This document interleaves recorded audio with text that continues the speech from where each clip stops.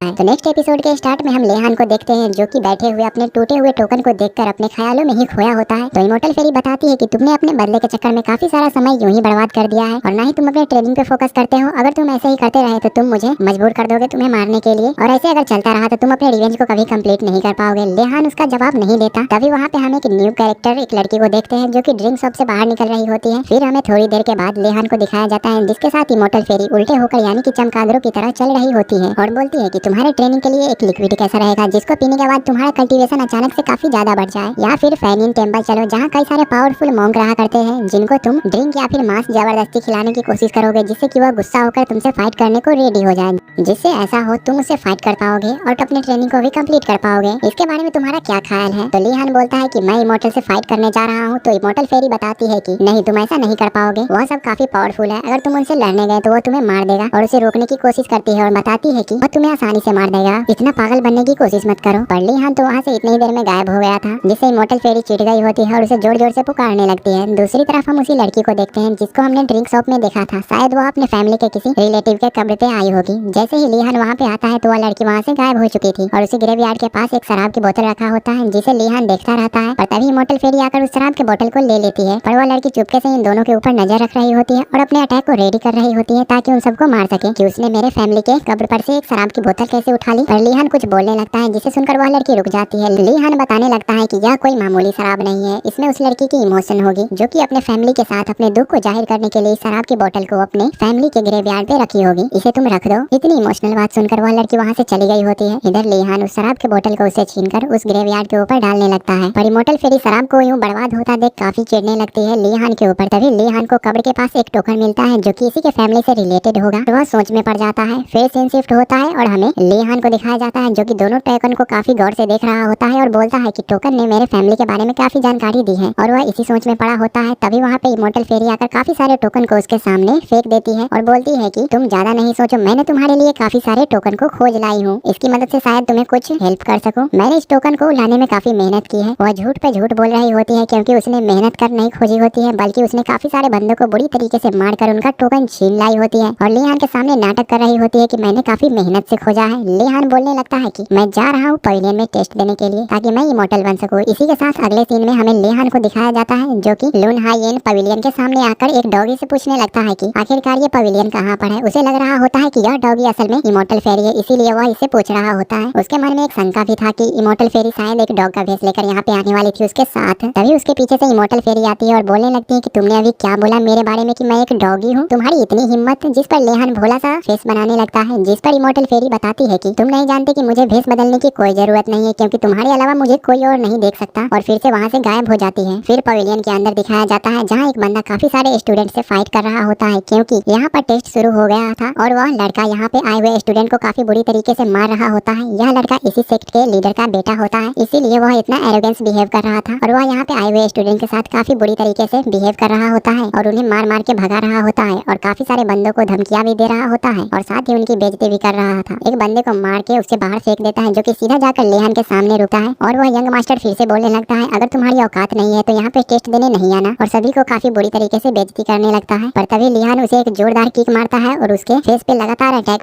किया जा रहा होता है, जिसके कारण उसकी हालत काफी बुरी हो गई होती है। इतनी ही देर में लिहान ने उसे इतना मारा होता है कि उसके नाक मुंह से ब्लड गिरने लगता है, जिससे बचने के लिए उसका एल्डर भी उसको सपोर्ट करता है। वह बंदा नीचे आते हुए बोलता है कि तुम कौन हो, तुम तो मेरे सेक्ट के नहीं लग रहे हो। जिस पर लिहान बोलता है कि टेस्ट के रूल के हिसाब से मैंने यहाँ के सबसे पावरफुल स्टूडेंट को हरा दिया है, अब मैं यहाँ का न्यू स्टूडेंट बन चुका हूँ। जिस पर एल्डर बोलता है कि तुमने एग्जाम का पहला टेस्ट तो कंप्लीट कर लिया है, पर दूसरा टेस्ट अभी भी बाकी है, जिसमें तुम्हें हवा और बारिश को कंट्रोल करना है, जिसके बाद तुम यहाँ के ऑफिशियली स्टूडेंट बन जाओगे। यह सब सुनकर वहाँ के काफी सारे स्टूडेंट आपस में बात बनाने लगते हैं कि हवा और बारिश को कंट्रोल करना यह तो काफी मुश्किल टास्क होने वाला है, जिस टास्क को कंप्लीट एक एल्डर लेवल वाला ही बंदा कर सकता है, और यह बंदा उतना पावरफुल नहीं लग रहा है कि यह हवा और बारिश को कंट्रोल कर सके। वहाँ के स्टूडेंट समझ गए होते हैं कि यह एल्डर इसके साथ अनफेयर फाइट कराना चाहता है और उसके लिए जोर जोर से आवाज भी उठाने लगता है। इमोर्टल फेरी भी आकर लिहान को बोलने लगती है कि अब समझ में आया ना, तुम्हें बारिश को कंट्रोल करना है और हवा को भी। मुझे नहीं लगता कि तुम इसे कंट्रोल कर पाओगे। पर लिहान इन सब टास्क को कंप्लीट करने के लिए रेडी हो जाता है। लिहान हवा को कंट्रोल करने लगता है, जिससे सभी लोग हैरान हो जाते हैं और फाइट स्टार्ट हो जाता है। पर लिहान उस यंग मास्टर को पकड़ के काफी बुरी तरीके से मारने लगता है, जिस पर वह बंदा बोलने लगता है कि एक मॉर्टल इंसान के पास इतना ज्यादा पावर कैसे हो सकता है, तुम एक इमोर्टल बंदे हो। पर लिहान उसे कंफर्म कर देता है कि वह एक मॉर्टल बंदा ही है। पर वह यंग मास्टर फिर से उसके ऊपर अटैक करता है, पर लिहान अपने फास्ट मूवमेंट से उसके अटैक से बच जाता है और इसके हर अटैक को डॉज करने लगता है और उसके कंधे पे चढ़कर खड़ा हो जाता है। फिर उसे आसमान में काफी बुरी तरीके से मारने लगता है, जो कि दिखने में काफी आइकॉनिक लेवल का फाइट लग रहा होता है, और उसे जोरदार अटैक कर नीचे गिरा देता है, जिससे ग्राउंड भी टूट जाता है। लिहान उसके सीने पे अपने पैर को रख देता है, जिस पर लड़के का अंकल काफी गुस्सा में आ जाता है और वह लिहान से फाइट करने के लिए अरीना में आ गया होता है। पर लिहान उसके अटैक को अपने एक हाथ से ही रोक देता है और उसके हाथ को मसोड़ते हुए उसे बोलता है कि आपने तो हद कर दी, फाइट के बीच में किसी को आना मना होता है, आपने तो चीटिंग कर दी। और वहाँ काफी तेजी से हवा चलने लगता है, जो कि लिहान ने ही किया होता है। लिहान के इस पावर को देखकर एल्डर भी शॉक हो जाते हैं, पर उसे मार मार के लिहान ने घायल कर दिया होता है। यह सब देखकर वह यंग मास्टर फिर से गुस्से में अपने पावर को एक्टिवेट करने लगता है, पर लिहान ने उसके हेड पे एक अटैक कर दिया होता है, जिसके कारण वह उसी पल बेहोश हो जाता है। जिसको लिहान बोलने लगता है कि तुम ऐसे नहीं मानोगे, लगता है कि मुझे तुम्हें मारना ही होगा। इमोर्टल फेरी वहाँ पे आते हुए बोलती है कि ओहो,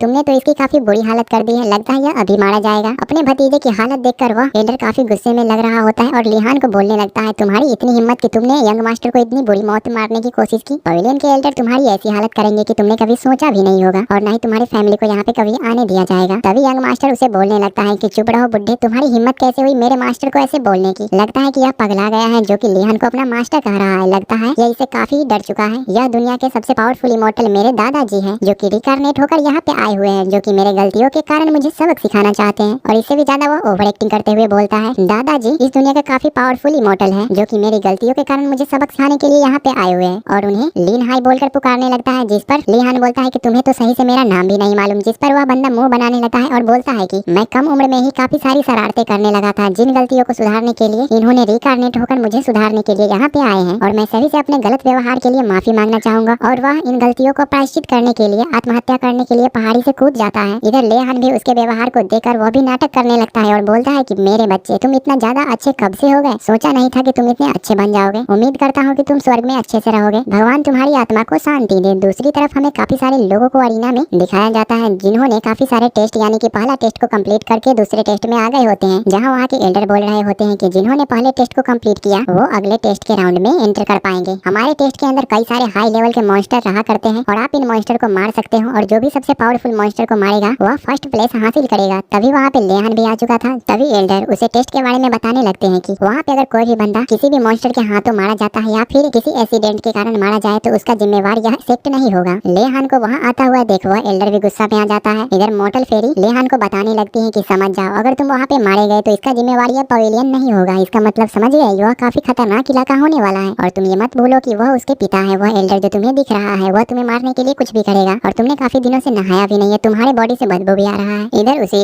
यंग मास्टर के पिता को देखते हैं जो कि बोल रहा होता है, मैं उसे इतनी आसानी से नहीं मारूंगा, मैं उसे इतना तड़पाऊंगा कि वह अपनी मौत के लिए तड़पेगा। तभी वह एल्डर एरिना टेस्ट के पोर्टल को खोल देता है जहाँ सभी स्टूडेंट काफी तेजी से उसके अंदर जाने लगते हैं। सभी के पोर्टल में जाने के बाद एल्डर बोलने लगते हैं कि अगर वहाँ पे किसी ने भी तियान जियान फैम को डिस्टर्ब कर दिया तो उसका मरना तय है, क्योंकि वह काफी पावरफुल है। और यह कौन है हमें टेस्ट के अंदर दिखाया जाएगा। फिर हमें काफी सारे लोगों को दिखाया जाता है जो कि इस टेस्ट के दौरान किसी दूसरे वर्ल्ड में ही टेलीपोर्ट हो चुके हैं, यानी कि अपना टेस्ट शुरू हो चुका था। लेहान टेलीपोर्ट हो चुका था, उसके साथ मोर्टल फेरी भी होती है जो कि बोल रही होती है कि जैसा हमने सोचा था यहाँ पर मॉन्स्टर भी हो सकते हैं, जहाँ पे काफी सारे इंसानों का कंकाल दिखाया जाता है जिनको शायद मॉन्स्टर ने ही मारा होगा। फिर तभी हम यहाँ पे एक फॉक्स लेडी को देखते हैं जो कि यहाँ आने वाले इंसानों का स्वागत करती है और अपने पावर का एक छोटा सा नमूना लेहान की तरफ थ्रो कर देती है जो कि लेहान के आई में एंटर हो जाती है और वह उसी फॉक्स लेडी के कंट्रोल में आ चुका था जिसे वह सीधा चला जा रहा होता है। इधर मोर्टल फेरी कुछ समझ नहीं पा रही होती है और जियो चैन से बोल रही होती है कि इधर देखो यहाँ पे काफी सारे इंसानों के कंकाल है, लगता है कि डीमंस ने इन्हें काफी बुरी तरीके से मारा होगा। पर लेहान उसकी बात नहीं सुनता और सीधा चले जा रहा होता है, जिस पर इमोर्टल फेरी उसे आगे आकर देखता है जिसमें उसका आंख पूरी तरीके से ब्लैक हो चुका था। और तभी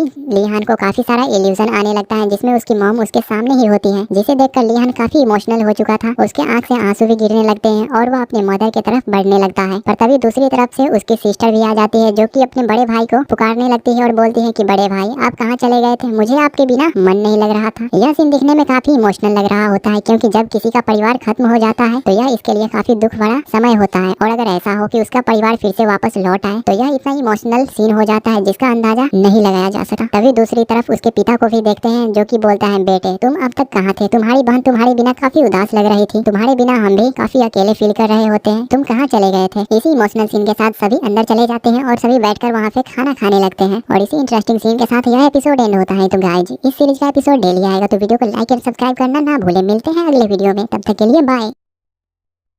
जहाँ उसकी मदर ने उसके पसंदीदा खाने को बनाई होती है और इन्हीं सब के दौरान अचानक से लेहान की मदर का तबीयत खराब होने लगता है। तो लेहान के फादर एम्परली बोलने लगते हैं कि बेटे तुम्हारी माँ की तबीयत काफी दिनों से खराब हो रही है, लगता है कि यह ज्यादा दिनों की मेहमान नहीं है, लगता है यह नहीं जी पाएगी, इसीलिए जितना दिन हो सके तुम अपने मदर के साथ ही रहो। यह देखकर लेहान काफी इमोशनल होने लगता है क्योंकि उसकी मदर जो बीमार थी उसकी सिस्टर भी उसे रोकने के लिए बोलती है जो की काफी मासूम शक्ल बना रही होती है। अब तक इस नजारे को देखकर लेहान समझ चुका था कि यह उसके रियल फैमिली नहीं है क्योंकि वह जानता है कि उसके फैमिली मारे जा चुके हैं और जो फैमिली इसे अपनी आंखों के सामने दिख रहा है वह सिर्फ इसकी आंखों का एक धोखा है जो कि एक भ्रम भी है। यह सब समझने के बाद लेहान उसे बोलने लगता है कि तुमने मेरे फैमिली का भेष बदलकर काफी बुरा किया और वह काफी खतरनाक अटैक उसके ऊपर कर देता है जिससे वह लड़की हंसने लगती है और बोलती है कि तुमने मुझे पहचान लिया। वह अपने रूप को चेंज करते हुए उसकी मदर तो कभी उसके फादर के रूप में चेंज हो जाती है और लेहान के ऊपर अटैक कर देती है, पर लेहान उसे बचते हुए उसे मार मार कर पीछे कर देता है। वह लड़की उसके ऊपर फिर से अटैक करती है पर लेहान उसे बीचों बीच काट देता है। तभी वहाँ पे 7 इमोर्टल्स भी आ गए होते हैं। यह सब देखकर लेहान सोचने लगता है कि जो भी मेरे यादों में सबसे इम्पोर्टेंट किरदार है उन सभी का कैरेक्टर मेरे इल्यूजन में आते जा रहे हैं और वह अपने पावर को एक्टिवेट कर सभी को एक साथ ही खत्म कर देता है और वह जोर से बोलने लगता है कि तुम जो भी हो मेरे सामने आ जाओ, मेरे साथ खेल खेलने की जरूरत मत करो। तभी वहाँ पे एक जाइंट डीमन को वह समन करता है जिसके साथ उसने अपने धर्मा मॉन्क के स्पिरिचुअल बॉडी को कंबाइन कर एक काफी पावरफुल अटैक करता है जो कि इस इल्यूजन को तोड़ देता है, जिसे टूटने के बाद जिस फॉक्स लेडी ने इस इल्यूजन को कंट्रोल कर रहा था वो भी काफी घायल हो जाती है, जिसे देखकर मोर्टल फेरी उसके ऊपर हंसने लगती है और बोलती है कि तुम्हारी कमर बहुत अच्छी है। लेहान वहाँ पे आते हुए बोलने लगता है कि कितनी बेशरम हो तुम, मेरे फैमिली का यूज कर रही हो मुझे आने के लिए, जिस पर फॉक्स लेडी बोलती है कि बेशरम वो भी मैं, तुम जैसे गंदे इंसानों ने मेरे एक पूंछ को भी काट दिया और मेरे कबीले के सभी फॉक्स को तुम सबने मार दिया। तुम जैसे इंसान काफी गंदे और भद्दे होते हो जो कि दूसरों को मारने में थोड़ा भी झिझक महसूस नहीं करते हो, और आज मैं तुम्हें जिंदा नहीं छोड़ूंगी। तुम पहले इंसान हो जिसने मेरे इल्यूजन को तोड़ा, जिसके कारण मुझे काफी गुस्सा आ रहा है तुम पे। वो अपने पावर को एक्टिवेट करते हुए लीहान पे अटैक करता है, पर लीहान उसके अटैक को काफी आसानी से डॉज कर रहा होता है। ऐसा लग रहा होता है कि वह किसी बच्चे से फाइट कर रहा हो। जिस दौरान लीहान ने उसके एक तीत को तोड़कर अपने पास रख लेता है तो वह लड़की उससे मांगने लगती है कि मुझे दे दो, तो लीहान बोलता है कि यह तुम्हें तभी मिलेगा जब तुम्हें मुझे बताना पड़ेगा कि मैं यहाँ से निकल कैसे सकता हूँ। पर उस तीत को छीनने के लिए फॉक्स लेडी तेजी से आती है, पर लीहान वहाँ से हट जाता है और उसे पूछने लगता है कि मुझे बताओ जल्दी से, नहीं तो मैं इसे खत्म कर दूंगा। तभी फॉक्स लेडी बताती है कि यहाँ सिर्फ आ सकते हो लेकिन यहाँ से कभी जा नहीं पाओगे, वैसे भी तुम यहाँ से जाकर क्या करोगे, मैंने तुम्हें यहीं पर मार देने का डिसाइड कर लिया है। जिसे सुनकर लीहान उसे एक जोरदार किक मारता है जिससे उसका दिमाग ठिकाने आ गया होता है और उसके ऊपर पैर रखते हुए बोलता है कि मुझे जल्दी से बताओ यहाँ से बाहर कैसे निकला जाए। अगर तुमने मुझे यहाँ से बाहर निकलने का रास्ता नहीं बताया तो मैं तुम्हें मार मार के यहीं पे गाड़ दूंगा। मेरी बात सुनो, अगर तुमने मुझे यहाँ से निकलने में मदद किया तो मैं भी तुम्हें यहाँ से निकलने में मदद करूंगा। तो उधर से इमॉर्टल फेरी बोलती है कि जल्दी से इसे मार दो, वैसे भी मुझे यहाँ से बाहर निकलकर शराब पीना है। तो वह फॉक्स लेडी बोलती है कि मैं तुम्हारा कैसे विश्वास करूँ, यहाँ से निकलने के बाद तुम मुझे भूल भी सकते हो। और वह अपनी कहानी बताने लगती है जिसमें एक हेलेना नाम की लड़की यहाँ पे फंस गई थी, तब उसने इसे दोस्ती की थी और इसके सभी कबीलों के बंदे को मार दिया था, साथ ही इसके एक पूंछ को भी काट दिया था। तब से यह यहीं पे फंसी हुई है और यहाँ से निकलने की कोशिश कर रही है पर यहाँ से निकल नहीं पाई और इसके फैमिली को मारने में पवेलियन के बंदों ने भी साथ दिया। तो लीहान उसे बताता है कि मुझे तुम्हारे बदला लेने में कोई इंटरेस्ट नहीं है, मुझे बस यहाँ से बाहर निकलना है। जिस पर वह फॉक्स लेडी बताती है यहाँ से बाहर निकलने का बस कुछ ही तरीका है, जो कि एक तुम मुझे मार दो तो तुम यहाँ से बाहर जा सकते हो, या फिर दूसरा रास्ता है तुम्हें हेलेना का वह स्वॉर्ड निकालना होगा जिससे कि यहाँ से तुम बाहर जा पाओगे। तो लीहान बताता है कि वैसे भी मेरा तुमसे कोई दुश्मनी नहीं है, इसीलिए मैं तुम्हें नहीं मारूंगा, इससे अच्छा होगा मैं उस स्वॉर्ड को कंट्रोल करूंगा जो कि हेलेना का है। यह काफी मुश्किल है पर मैं इसे जरूर करूंगा। तो फॉक्स लेडी उसे बताती है कि तुम काफी अच्छे बंदे हो जो कि यहाँ पर आने वाले सभी बंदों से एकदम अलग हो। मैंने तो सोचा था कि तुम भी उन बंदों में से एक हो लेकिन तुम काफी अलग निकले। मुझे तो ऐसा लगता था कि सभी इंसान सिर्फ धोखा ही देने जानते हैं, लेकिन तुम्हारे आने के बाद मैं गलत साबित हो गई। जब तुमने इतनी अच्छाई दिखाई दी है तो मैं भी तुम्हें एक सच बात बताती हूँ। दरअसल ये हाई पवेलियन के एल्डर ने इस जगह को बनाया है जहाँ उसने इस स्वॉर्ड को निकालने के लिए काफी सारे स्टूडेंट को इमॉर्टलिटी का लालच देकर यहाँ पे टेस्ट देने के लिए बुलाया था, ताकि वह उन स्टूडेंट का इस्तेमाल कर इस स्वॉर्ड को निकाल कर खुद हथिया ले। पर यह बात सभी से छुपाया गया था कि इस स्वॉर्ड को हासिल करने वाला ही अगला एम्परर बनेगा। सभी स्टूडेंट तो बस इमॉर्टलिटी का रास्ता खोजने के लिए यहाँ पे आए थे, लेकिन आज तक ऐसा कोई इंसान नहीं आया जिसने कि उस स्वॉर्ड को निकाल पाया, क्योंकि उस स्वॉर्ड तक पहुँचने से पहले मैं उसे मार देती थी। हजारों साल हो गए तब तक से आज तक किसी ने भी उस स्वॉर्ड को निकालने की कोशिश नहीं की। और वह लीहान से कंफर्म करती है क्या तुम सच में उस स्वॉर्ड को निकालना चाहते हो, क्योंकि हजारों साल में तुम पहले बंदे हो जो कि उस स्वॉर्ड को निकालने के लिए इतना एक्साइटेड हो। जिस पर लीहान बताता है कि तुम्हें इन सब की चिंता करने की कोई जरूरत नहीं, और वह तेजी से जंप करके उस टीले के ऊपर पहुंच जाता है और उस स्वॉर्ड के पास जाते ही लीहान का प्रेजेंस उसे स्वॉर्ड को फील होने लगता है, जिससे वह स्वॉर्ड अपने पावर को रिलीज करने लगता है। पर लीहान भी कुछ कम नहीं होता है, उसकी पावर भी काफी टक्कर दे रही होती है। लीहान स्वॉर्ड को पकड़ लेता है और उसे निकालने की काफी कोशिश करने लगता है, पर लीहान फाइनली ने उस स्वॉर्ड को निकाल लिया होता है, जिसमें उसे काफी ताकत लगानी पड़ती है। यह देखकर फॉक्स लेडी बोलने लगती है कि बधाई हो, तुम अपने मौत के आखिरी चरण में पहुंच चुके हो। और तभी लीहान पानी के नीचे चला जाता है क्योंकि फॉक्स लेडी ने उसे फंसा दिया होता है इस खेल में। उसकी बातें तो सिर्फ एक झांसा थी लीहान को फंसाने का, और वह इमॉर्टल फेरी से बोलने लगती है कि तुम्हारा दोस्त तो मारा जाएगा, अब तुम क्या करोगी। तो इमॉर्टल फेरी बोलती है कि शायद तुम भूल रही हो लीहान इस सीरीज का मेन कैरेक्टर है, जिस पर उसकी बोलती बंद हो जाती है। तभी हमें ब्लड पूल के नीचे दिखाया जाता है जहाँ लीहान पहुंच गया होता है। उसके सामने एक पगोड़ा होता है जिसमें हेलेना बैठकर कल्टीवेशन कर रही होती है, और वह बोलती है जिसने भी स्वॉर्ड को निकाला है वह यहाँ का न्यू एम्परर बनने की कोशिश कर रहा है। तभी वहाँ पे हमें कुछ बीस्ट को दिखाया जाता है जो कि पगोड़ा के कब्जे में होता है। तभी अंदर से कोई अटैक बाहर निकलकर दोनों को जख्मी कर देता है। तभी वहाँ पर दो बंदे आ जाते हैं जो कि मॉन्स्टर होते हैं। ऐसा लग रहा होता है कि वह स्पिरिचुअल मॉन्स्टर है क्योंकि वह किसी का आत्मा था, पर लीहान उसे नजरअंदाज कर देता है और वहाँ से जाने लगता है। पर वो दोनों बंदे हेलेना के ऑर्डर पर उसे मारने के लिए बढ़ते हैं। जैसे ही डीमंस उसके ऊपर अटैक करते हैं पर लीहान सभी को मार डालता है, पर वह स्पिरिचुअल सोल कम नहीं होते हैं और वह बढ़ते ही जा रहे होते हैं। लीहान उसे मारने की कोशिश करता रहता है पर वह समय के साथ ज्यादा ही बढ़ते जा रहे होते हैं। लीहान उसे मारते ही जा रहा होता है क्योंकि उन स्पिरिचुअल सोल में उसे अपने दुश्मनों की नजर आ रही होती है, जिसे वह खुद पे कंट्रोल नहीं कर पाता, और वह उन सभी को लगातार मार ही जा रहा होता है, जिससे उसका गुस्सा अपने चरम सीमा पर होता है, जिससे वह लेक भी खोलने लगता है। तो बाहर फॉक्स लेडी बोलती है कि इसने भी अपने गुस्सा पे कंट्रोल नहीं किया, जिसके कारण यह भी अब मारा जाएगा, और जब तक लीहान अपने गुस्से पे कंट्रोल नहीं करता तब तक यह स्पिरिचुअल सोल्स आते ही रहेंगे और लीहान यहाँ हमेशा हमेशा के लिए फंस जाएगा। और यही तो हेलेना चाहती है, जो कि उसे यहाँ पे ट्रैप करके खुद यहाँ से बाहर निकलना चाहती है। तभी वहाँ पे काफी सारे स्पिरिचुअल सोल्स लीहान को घेर लेते हैं। लीहान अब यहाँ पे काफी बुरी तरीके से फंस चुका था। तभी उसे अपनी सिस्टर की आवाज सुनाई देती है, जिसे सुनकर वह शांत हो जाता है, जिसके कारण लीहान के बॉडी से काफी पावरफुल लाइट निकलता है, जो सीधा आसमान में जाकर एक पावरफुल फॉर्मेशन बना देता है और सभी सोल आजाद होने लगते हैं और लीहान का धर्मा फॉर्मेशन स्टार्ट हो जाता है। यह सब देखकर हेलेना बोलने लगती है कि तुमने उन सभी सोल को कहाँ भेज दिया है। वह लीहान के ऊपर अटैक करती है पर लीहान अपने आई को ओपन करता है, जिससे काफी पावरफुल धर्मा प्लाज्मा पावर निकलता है और हेलेना के हेड को टच करता है, जिससे वह भी आजाद हो गई थी, यानी कि पूरी तरीके से खत्म हो चुकी थी। और फाइनली ली हान ने यहाँ पे लगे हुए कर्स को खत्म कर दिया होता है, जिससे लेडी फॉक्स भी खुश होने लगती है और ली हान की शुक्रिया अदा करते हुए वहाँ से चली जाती है। इधर इमॉर्टल फेरी सोचने लगती है कि फाइनली मुझे उस लड़के से छुटकारा मिल गया, क्योंकि इसे लग रहा होता है कि ली हान मारा जा चुका है, पर ली हान तो उसके सामने ही आकर सो जाता है, जिसे देखकर इमॉर्टल फेरी सोचने लगती है क्या यह अभी भी जिंदा है, फूटी किस्मत मेरी जो कि इसके साथ मैं आई। तो ली हान बोलता है क्या तुम यह सब मेरे बारे में सोच रही थी, और तुम्हारे कहने से मैं थोड़े ही मर जाऊंगा। जब तक मैं अपने रिवेंज को कंप्लीट नहीं कर लेता तब तक मैं तो मर ही नहीं सकता। कर्ज टूट जाने के कारण वैली के चारों तरफ एक काफी रेड पावर ग्लो होने लगता है, जिसका काफी सारा प्रेशर बाहर को आने लगता है, जिसे देखकर काफी सारे एल्डर खुश होने लगते हैं और बोलते हैं कि आखिरकार किसने इस कर्ज को तोड़ डाला और वह लड़की भी आजाद हो गई है। जिस पर एक बंदा बोलता है कि क्या यह वही लड़का है जिसने यहाँ के यंग मास्टर को मार डाला था। फाइनली यहाँ पे एक नया एम्परर जन्म ले चुका है, जिस पर पवेलियन लीडर बोलते हैं कि अभी तक यह कंफर्म नहीं हुआ है कि किसने इस कर्ज को खत्म किया है, इसीलिए तुम अपने ख्याली पुलाव पकाना बंद करो। जिस पर एक एल्डर बोलता है कि यह गलती नहीं हो सकती है, वह सच में वही लड़का है जिसने इस कर्ज को तोड़ा है, नहीं तो ऐसा कोई है ही नहीं जो कि इस कर्ज को तोड़ पाए। जिस पर सेक्ट लीडर का भाई बोलता है कि आपको ऐसा क्यों लग रहा है कि वही बंदा है जिसने इस तलवार को निकाला, वैसे भी उस तलवार को आज तक किसी ने भी निकाल नहीं पाया। तभी वहाँ पे सभी लोगों के स्वॉर्ड कांपने लगता है। तभी वहाँ पे हेलेना की स्वॉर्ड जो कि ग्राउंड के तोड़ते हुए वहाँ पे आ जाती है, जिसके हैंडल के ऊपर लेहान खड़ा होता है, जिसे देखकर सभी लोग कंफर्म हो चुके थे कि लेहान ने उस स्वॉर्ड को हासिल किया है। सेक्ट लीडर के भाई उसे कुछ बोलने ही वाला होता है, तभी लेहान उसे बीचों बीच काट देता है, जिसके खून के छींटे उसके बड़े भाई के ऊपर भी गिरता है। यह दर्दनाक नजारा देखकर सभी लोगों की रूह कांप जाती है, क्योंकि यह दिखने में काफी ब्रूटल लग रहा होता है, एकदम मार्को की तरह, जिसे सभी लोग बताने लगते हैं कि यह कितना खतरनाक लड़का है। जिस पर लेहान बोलने लगता है कि अब से मैं यहाँ का न्यू एम्परर हूँ, किसी को भी अगर कोई ऑब्जेक्शन हो तो वो मुझसे आकर फाइट कर ले और खुद को साबित कर दे कि वह यहाँ का न्यू एम्परर बनेगा। पर यह नजारा देखकर सभी लोग अंदर से डर गए होते हैं, इसीलिए वह उन्हें अपना न्यू एम्परर मान लेते हैं और उन्हें ग्रीड करने लगते हैं। पर इस सेक्ट का पुराना लीडर उसे ग्रीड नहीं करता, जिस पर लेहान उसके ऊपर अपने स्वॉर्ड को पॉइंट करते हुए बोलता है कि तुम्हें किस बात की दिक्कत है भाई, तुम भी मुझे ग्रीड करो ना। तो वह सोच में पड़ जाता है, पर वह पीछे हटते हुए अपने सर्वेंट को एक पावरफुल फॉर्मेशन बनाने को बोलता है, जो कि 10,000 स्वॉर्ड फॉर्मेशन होता है। और वह एल्डर सभी को बताने लगते हैं कि जरूर ही इस लड़के ने फॉक्स लेटी के साथ मिलकर कोई प्लान बनाया होगा, तभी तो उसने इस स्वॉर्ड को निकाल पाया और यह सेक्ट लीडर बनकर हम सभी को मारना चाहता है। पर यह सब देखकर सभी लोग शौक में पड़ जाते हैं कि इस एल्डर ने 10,000 स्वॉर्ड रिटर्निंग फॉर्मेशन बनाया है, जो कि इस पवेलियन के आखिरी मास्टर ने आखिरी बार इस फॉर्मेशन को एक्टिवेट किया था। जिस पर कुछ लोग बात बनाने लगते हैं कि यूनहाइन पवेलियन में ऐसा कोई नहीं है जो कि इस लड़के को हरा पाए, तो यह एल्डर क्यों अपने आप को मौत के मुंह में डाल रहा है। इधर उस एल्डर को इमॉर्टल फेरी बोलने लगती है कि अपनी सारी ताकत लगा दो पर इसे जान से मार दो। पर लीहान तो काफी पावरफुल हो गया था और वह जैसे ही लीहान के ऊपर अटैक करता है, पर लीहान अपने स्वॉर्ड के एक छोटे से ही स्लैश से उस लीडर को घायल कर देता है और इस स्वॉर्ड फॉर्मेशन को भी खत्म कर देता है और उसके ऊपर जो स्वॉर्ड लगने वाले थे उसे अपने स्वॉर्ड के अंदर एब्जॉर्ब कर लेता है। लीहान उसके गले पे अपने स्वॉर्ड को रखते हुए बोलता है तुम्हारा खेल खत्म हो गया है एल्डर बुड्ढे। तो एक दूसरा एल्डर आते हुए उस लीडर को बोलता है कि आप अपने बेटे के मरने के कारण इतना गुस्सा क्यों कर रहे हो,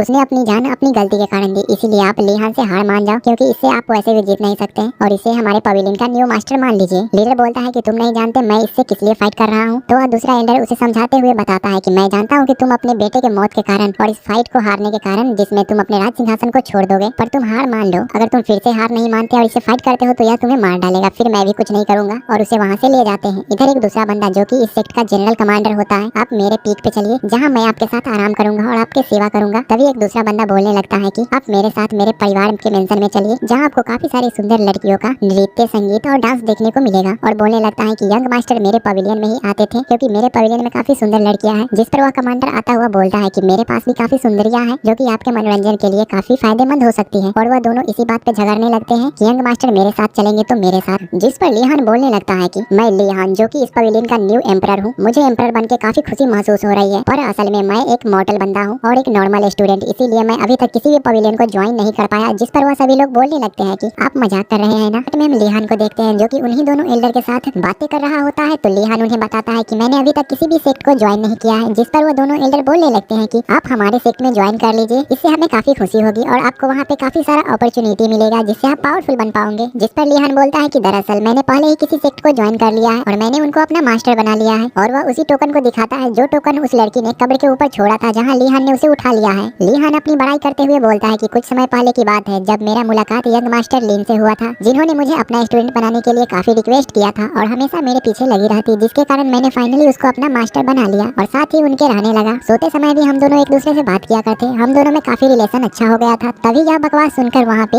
यंग मास्टर लीन आ जाती है और लीहान को बोलती है कि बकवास अपना बंद करो। यह एल्डर लड़की को देखकर उन्हें ग्रीड करने लगते हैं, क्योंकि यह लड़की एक काफी पावरफुल फैमिली की यंग मास्टर होती है जिसका नाम मिस लीन है, जो कि लीहान को वहाँ से पकड़ कर ले जाती है। और एक एल्डर बोलने लगता है कि हमें इन सब के मामलों में नहीं पड़ना चाहिए और चलो यहाँ से। वह लड़की लीहान लिहान को यहाँ दूसरी तरफ लेकर पटक देती है, जिस पर लिहान उस पर अटैक करने को बढ़ता है, पर वह लड़की उसके स्वॉर्ड को छीनकर उसी के ऊपर पॉइंट कर देती है। तभी लिहान उससे अपना स्वॉर्ड मांगने लगता है, जिस पर मास्टर लिन बोलती है कि तुम पहले मेरा टोकन वापस करो, नहीं तो मैं तुम्हें नहीं दूंगी, और वहाँ से चली जाती है। तभी मॉर्टल फेरी वहाँ पे आती है और लिहान से बोलती है कि वह सच में काफी सुंदर है, तुम्हारा इसके बारे में क्या ख्याल है। इसी के साथ सीन शिफ्ट होता है और हमें नाइट का दिखाया जाता है, जहाँ लिहान यंग मास्टर लिन के मेंशन में खरगोश को पका रहा होता है, जिसे देखकर यंग मास्टर बाहर आती है और बोलती है कि तुम मेरे मेंशन में खरगोश पका रहे हो, जिस पर लिहान बोलता है कि तुम तो खाना देने वाली हो नहीं, इसीलिए खुद ही खरगोश को पका के खा रहा हूँ, तुम्हें इसमें कोई दिक्कत है क्या। तो मास्टर लिन मेंशन के अंदर चली जाती है। उसके जाने के बाद इमॉर्टल फेरी उसको याद दिला रही थी कि भूलो मत, तुम्हारे पास जिंदा रहने के लिए अभी सिर्फ 2 दिन बचे हैं और यह काफी ज्यादा टाइम है तुम्हारे लिए। एक अच्छे पहाड़ की चोटी को खोजकर उस पे अपना कब्र बना लो, मरने से पहले उस पे ये जरूर लिखवा देना कि मैं दुनिया का सबसे नंबर 1 पागल इंसान था। वैसे गाइज, क्या आपको लगता है यह सच बोल रही है? मुझे तो नहीं लगता। जिस बात पर लिहान रिएक्ट करते हुए हंसने लगता है और बोलता है कि चिंता मत करो, फिलहाल मुझे अपना यह डिश खाने दो। वैसे भी यहाँ तक मैंने सुना है कि यूनहाई पवेलियन में काफी सारे मेडिसिन मौजूद है और उनमें से सबसे खास है एक रामबाण इलाज, जिसे अगर मरने वाला को भी खिला दिया जाए तो वो जिंदा हो जाएगा। अब मैं यहाँ का न्यू सेक्ट यंग मास्टर होने की वजह से मुझे यहाँ के लोग काफी सारे मेडिसिन जरूर ही देंगे। इमॉर्टल फेरी कहती है कि रामबाण औषधि उसे खाकर तुम्हारी बीमारी ठीक नहीं होगी, बस थोड़ी दिनों के लिए टल जाएगी, तो भूलो मत कि यह समय पीरियड खत्म होने के बाद मौत तुम्हारा इंतजार कर रही होगी। इमॉर्टल फेरी के बातों के दौरान लिहान को अपने आसपास किसी को मौजूद होने का एहसास होता है। वो तो कह रहा था कि लगता है कि इस बार इस रैबिट के अलावा कोई और भी पकना चाहता है। वह अपने पास मौजूद लकड़ी से दूर हिट करते हुए उस फॉक्स को सामने ले आता है, जो कि साइड में छुपा हुआ था। तो इतनी देर से छुपकर उनकी बातें सुन रही थी। वह कहती है कि बदतमीज आदमी, क्या जरूरत थी मुझे मारने की। उस फॉक्स को देखने के बाद इमॉर्टल फेरी समझ चुकी थी कि यह वही पहाड़ों वाली इमॉर्टल फॉक्स है, जो कि अपने लिटिल फॉर्म में आ चुकी है। जब लिहान उसे यहाँ आने का रीजन पूछता है तो वह काफी ज्यादा सैड होकर अपनी दुख भरी दास्तान सुनाने लगती है। यह इंसान भी कितने कमीने होते हैं। हजारों साल पहले चारों तरफ जंगल ही जंगल और हरियाली थी, जानवर रहते थे, और अब देखो यहाँ पे इंसानों ने अपना कब्जा कर लिया है। मुझे देखते ही उन्होंने मुझे लात मार के वहाँ से भगा दिया। और वह लिहान के पाँव पे चढ़ते हुए कहती है कि अब मेरे तुम्हारे अलावा कोई नहीं है, इसीलिए मुझे तुम्हारे पास ही लौट कर आना पड़ा।